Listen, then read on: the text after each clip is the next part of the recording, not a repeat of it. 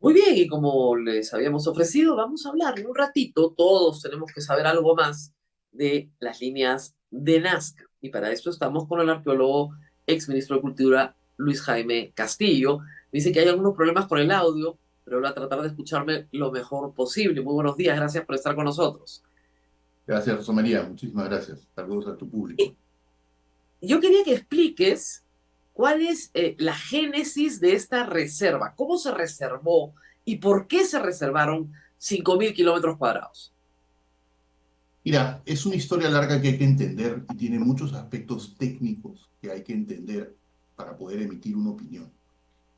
Eh, Recién en el año 94, la UNESCO, eh, a raíz de que el Perú presenta un expediente súper complejo, ¿ya? Declara el área, la reserva, ¿no es cierto?, o el monumento de patrimonio cultural de la humanidad, el área de Nazca y Palpa ahora, ¿ya? Es un área que tiene 753 kilómetros cuadrados, no es poca cosa, pero es esencialmente el área nuclear.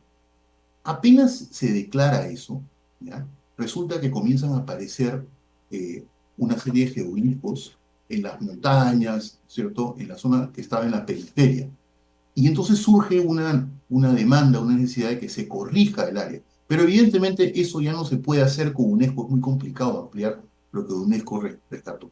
Entonces, 10 años después, en el año 2004, se amplía la reserva y se crea una reserva de 5.000 y pico de kilómetros cuadrados, que abarca todo Nazca, una buena parte de todo Palpa, hasta departamentos, provincias en Ayacucho. Es enorme, ¿ya? ¿Cómo se hace una reserva y qué significa una reserva? Una reserva es diferente a un sitio arqueológico. Un sitio arqueológico es un lugar en el cual hay presencia cultural en toda su extensión, ¿no? Una reserva es un área amplia dentro de la cual pueden existir y coexistir diferentes cosas, restos arqueológicos, líneas, pero también carreteras, ciudades, campos de cultivo, minas, ¿no? Es decir, que abarca un área. Entonces, en realidad, una reserva es una zona de protección, ¿ya? ¿Qué pasó?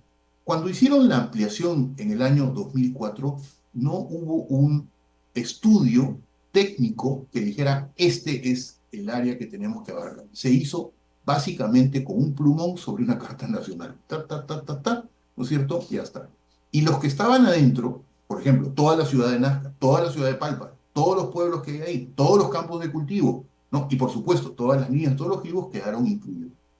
Y entonces el problema es que tú no puedes estar conculcándole derechos a la gente, ¿no? Al disfrute de su propiedad, por ejemplo, si no hay mérito. Y eso es una cosa, o sea, todos quisiéramos que se respete al 100%, pero podríamos terminar convirtiendo a todo el Perú en una reserva, ¿no? Entonces, y ojo, cuando decimos una reserva, estamos hablando de una calidad de protección que es diferente a la que le otorgamos a los sitios que deben de estar debidamente señalados. A raíz de esta ampliación, un poco técnica, vamos a decir, ¿no? Quizás podríamos utilizar una palabra incluso más dura, un poco abusiva, ¿ya? Empezaron los problemas. Porque si tú vives en Nazca y quieres ampliar tu casa, tienes que pedirle permiso al Ministerio de Cultura. Si tú vendes una casa, permiso al Ministerio de Cultura. Obras, ¿no es cierto? Calles, permiso al Ministerio de Cultura. Entonces el Ministerio de Cultura, que tiene una pequeña oficina ahí, que es una dependencia de la DDC que está en Ica, tiene miles de expedientes de miles de personas que piden miles de cosas porque en realidad todo el que quiere cumplir la ley tiene que pedirle permiso al Ministerio de Cultura. ¿Cuántos expedientes hay de mineros ilegales ahí? Ninguno, porque esos señores no le piden permiso a nadie para nada. Entonces decir que ellos son los que han motivado esto es un poco, digamos, ¿no? Seguramente. Entonces, ese es el problema, ¿no? ¿Qué cosa debió haber pasado? Después de que hacen esta extensión, debieron haber generado un plan de gestión que dentro de la reserva cree zonas urbanas, zonas arqueológicas, campos de cultivo, carreteras, ¿no es cierto?, nacionales, carreteras locales, etcétera, etcétera, etcétera. Ese plan de manejo es el que debía de haber regido, ¿no es cierto?, cómo se va a relacionar con digamos, cómo se relacionan los ciudadanos, de los cuales cientos de miles viven dentro de la reserva, ¿no? Mira, lo más cercano es un parque arqueológico en el Cusco, por ejemplo, el de Machu Picchu, que es inmenso, abarca buena parte del Valle Sagrado. Ahí hay un montón de pueblos, ¿no es cierto? Hay trenes, bueno, está la ciudad de Machu Picchu, ¿no es cierto?, llamada antes Aguascalientes. Es decir, y todo tiene que tener un ordenamiento, ¿no?, que responda a este plan que se debe hacer, ¿no? ¿Por qué no se ha hecho? ¿Por qué no se hizo? Bueno, la razón parece la excusa de siempre. Es decir, el Ministerio de Cultura no tiene un cobre para hacer ese tipo de cosas, porque el presupuesto del Ministerio de Cultura es muy pequeño. Y cuando hablamos de algo como esto, estamos hablando de un asunto complejo. Luego, no sé si recordarás, en el 2014 tuvimos el famoso incidente con Greenpeace. Claro. ¿Ok?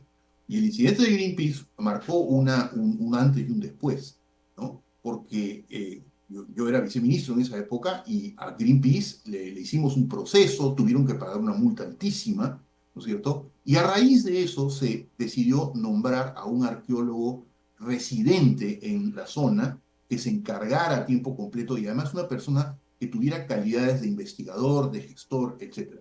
Y se nombró a Johnny Isla, un arqueólogo muy conocido, un investigador que ha trabajado con un equipo alemán, yo he hecho trabajos con él, ¿no es cierto? Es un tipo, digamos, yo realmente que considero que es una persona íntegra y además es académicamente, digamos, muy, pero muy solvente. Johnny conoce la zona, Johnny, ¿no?, ha estado trabajando. Él, por ejemplo, fue el que desarrolló el método que se usa ahora para borrar las huellas de esos camiones que se meten de vez en cuando en las líneas, o las huellas de los tipos de Greenpeace, ¿no es cierto?, que pisotearon el perímetro del Colibrí. Entonces, ¿qué ocurre? Que como parte del trabajo que se le encarga a Johnny, que es cuidar las líneas, evitar que hayan estos incidentes y lidiar con esta avalancha de solicitudes, ¿no?, que genera la mala gestión, ¿no?, se le pide que vaya avanzando el tema de una redelimitación, de una Ujú. reducción. ¿Por qué? Porque habían incorporado en todo el perímetro montañas en Ayacucho, en Lucana, ¿no es cierto?, que no tenían nada que ver, ahí no hay restos arqueológicos. No, o sea, no hay lo que se tiene que ver, porque esta es una reserva que protege las líneas y los geoglifos. No es una reserva cuyo propósito es proteger todo el patrimonio. Para eso tenemos normas, leyes, procedimientos diferentes, ¿no es cierto?, que se tienen que poner en práctica, ¿no? Entonces, ¿qué sucede? Que se va haciendo el trabajo paralelamente a todo el enorme peso que tiene la gestión de esta oficina, ¿no?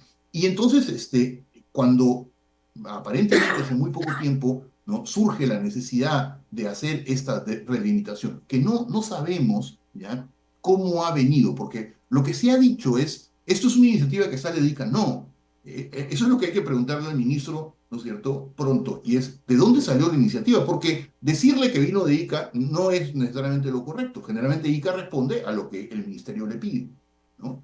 Entonces, se hace, aparentemente con mucha celeridad, un documento que toma como base, es un documento ejecutivo relativamente corto, que toma como base los trabajos que ha hecho Johnny, los trabajos que han hecho las misiones italianas, alemanas, japonesas, ¿cierto?, etcétera, y los recorridos que él ha hecho. Y entonces, en base a toda esa información y a todo ese bagaje, se hace una redelimitación, ¿ok?, que es la que está propuesto hace unos días y que ha causado, ¿no es cierto?, esta situación en la que estamos. ¿Dónde está el error? El error es que, sabiendo qué pasó en el año 2014 con el asunto de Greenpeace, no puedes hacer esto entre gallos y medianoche, sino lo puedes Ah, hacer de una manera que no sea transparente. Evidentemente, debiste haber convocado a la UNESCO, a ICOMOS, a las universidades, a los colegios de arqueólogos, a los interesados, a las municipalidades, a los guías de turismo, a todos los interesados. Estamos hablando de un patrimonio con el cual ya lo sabemos, los peruanos nos sentimos sumamente identificados, es parte de nuestra identidad nacional. Entonces, eso como primero. Y como segundo, yo creo que lo que el Ministerio de Cultura tiene que hacer ahora es transparentar todo el proceso. Es decir, hacer público no un comunicado, sino todo el proceso. ¿Quién pidió qué? ¿Cuándo? ¿Cómo? O sea, ¿hubieron presiones? ¿De dónde vinieron? ¿No? Se ha dicho que este es algo que responde a presiones, por un lado, de las ciudades de Nazca y Palpa, por otro lado, de los mineros informales. Mira, la minería informal es muy potente aquí, pero sobre todo hay muchas plantas de procesamiento que están a la vera de la carretera. Están al sur de Nazca y al sur de Palpa. Hay algunas procesadoras inmensas que procesan mineral que yo supongo que tendrá un origen, digamos, informal, ¿no?, que vienen de todo el Perú, de Cajamarca, vienen del Cusco, vienen de todas partes. Y ahí se procesa, ¿no? Supongo que, no sé cuándo se dan los estándares eso, para que ambientales, sepa pero la gente, eso ya está dentro de la reserva hace años, ¿verdad? No te escucho. No. Bueno, he tratado de no preguntar, no, que hace muchos años está esto ya, que no es nuevo. No, disculpa, Luis Jaime, la minería ilegal tiene Ahora sí, muchos años ahí. las plantas. Sí, es Sí, de sí, tienen años. muchos años.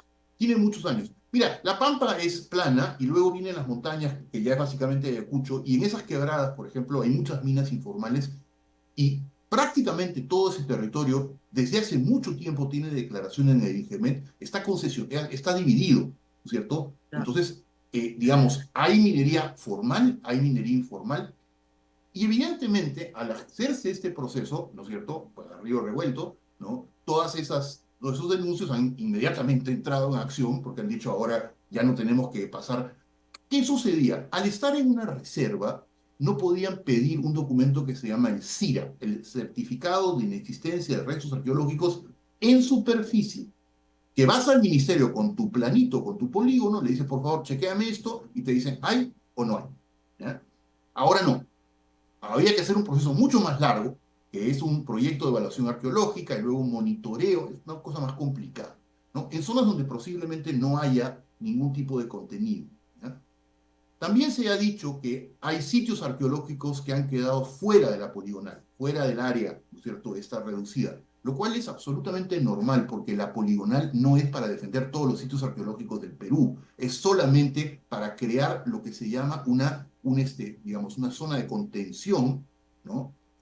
Para el bien que está declarado, que es el que está en el centro, ¿cierto? Entonces, esta zona de contención, este anillo que la rodea para que efectivamente no hayan problemas, ¿no? Evidentemente también tiene un cierto valor, porque quizás ahí se puedan descubrir algunas otras cosas, ¿no?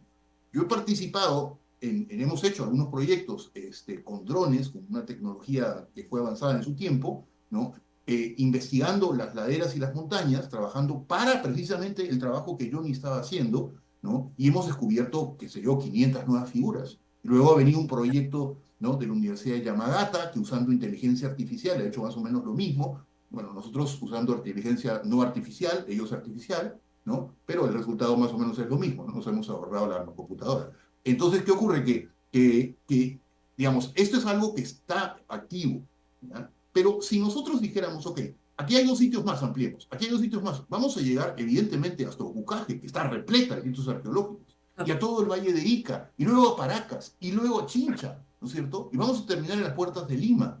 Ese no es el objetivo, y la gente tiene que entender eso. Esta reserva está relacionada a la declaración que hizo UNESCO, ¿no es cierto?, hace más o menos 30 años, un poco más, ¿no?, para proteger este bien que la UNESCO consideró que tenía un valor universal.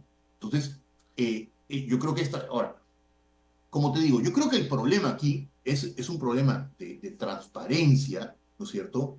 Y siempre es alentador que la gente se emocione por su patrimonio, porque generalmente a la gente le importa un pepino lo que pasa con estas cosas.